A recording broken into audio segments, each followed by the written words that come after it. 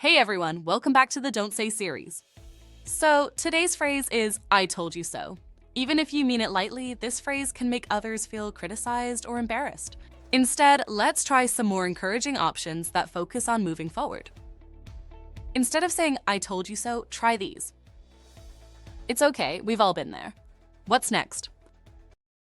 It's okay. We've all been there. We've all been there.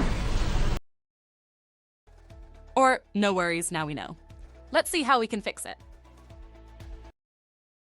No worries, we can fix that. Don't worry, we can face it. We can? You could also say, it happens to the best of us.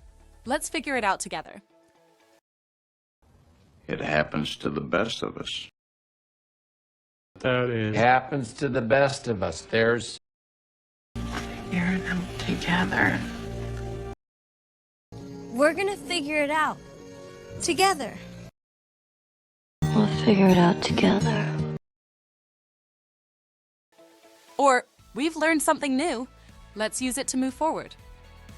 See how these alternatives keep the focus on problem solving?